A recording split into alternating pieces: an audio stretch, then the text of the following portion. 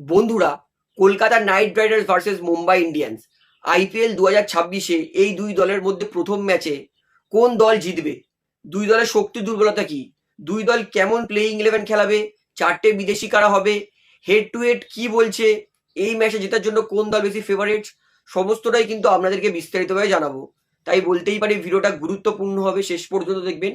এবং যারা চ্যানেল নতুন আছেন সকলকে একটাই অনুরোধ করে রাখবো, যেহেতু এখানে আপনারা খেলার সমস্ত রকম আপডেটস পেয়ে যাবেন, তারা অবশ্যই পাবলিক ভিউ কলকাতা এই চ্যানেলটিকে সাবস্ক্রাইব করে বেল আইকন প্রেস করে অল করে রাখবেন।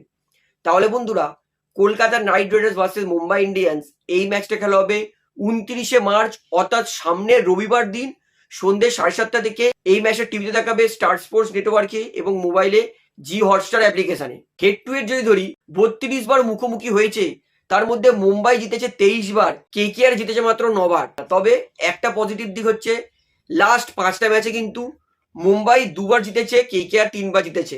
অর্থাৎ বিগত কিছু ম্যাচে কিন্তু কেকেআর এর রেকর্ড অনেকটা বেটার মুম্বাইয়ের বিরুদ্ধে। তাই প্রে করব এই ম্যাচটাও যাতে কেকেআর জেতে।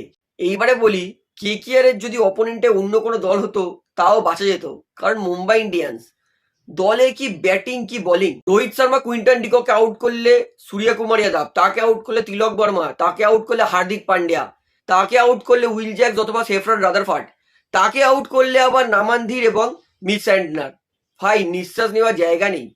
বোলিংয়েও পেস বোলিং তুখর, একটা হচ্ছে দীপক চাহার, জাসপ্রীত বুমরা, ট্রেন্ট বোল্ট, মানে পেস বোলিং ডিপার্টমেন্টও ভাবুন। খালি মুম্বাই একটাই দুর্বলতা, সেটা হচ্ছে স্পিন অ্যাটাক।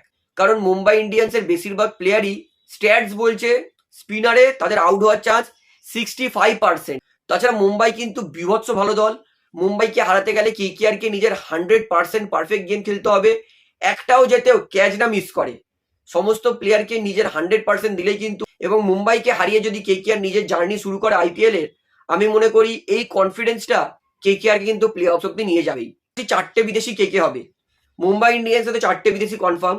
একটা হচ্ছে কুইন্টন ডিকক, আর একটা হচ্ছে উইল জ্যাক্স, আর একটা হচ্ছে ট্রেন্ট বোল্ট, আর একটা হচ্ছে মিচ স্যান্টনার। এই চারটে কেকেআর এরও চারটে বিদেশি কনফার্ম।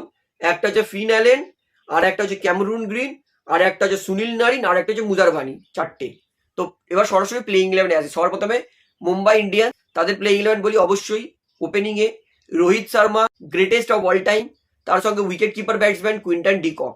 ওয়ান ডাউনে তিলক বর্মা, রাইট লেফট কম্বিনেশন হয়তো সূর্যকুমার যাদব, তো এটা হচ্ছে 4 জন। 3 ডাউনে হার্দিক পান্ডিয়া, 4 ডাউনে উইল জ্যাক্স অথবা সেরফান রাদারফোর্ডের মধ্যে একজন, 5 ডাউনে নামানধীর, 6 ডাউনে মিচ স্যান্টনার। 8টা ব্যাটিং অপশন, ভাই অবিশ্বাস্যকর ভালো। তার পাশাপাশি 9 নম্বর প্লেয়ার জাসপ্রীত বুমরা, 10 নম্বর প্লেয়ার ট্রেন্ট বোল্ট এবং 11 নম্বর প্লেয়ার দীপক চাহার। এবং ইম্প্যাক্ট প্লেয়ারে তারা লর্ড শার্দুলকেও নিতে পারে বা মায়াঙ্ক মারখান্ডেকেও নিতে পারে। তো বলতে পারি মুম্বাই ইন্ডিয়ান্স প্রচন্ড শক্তিশালী দল। তো এইবারে আছে কেকেআর দলে। আমার সব থেকে বড় প্রশ্ন, যে কেকেআর তারা কি সুনীল নারিনকে ওপেনিং খেলাবে? এটাই আমার কাছে কিন্তু সব থেকে বড় প্রশ্ন।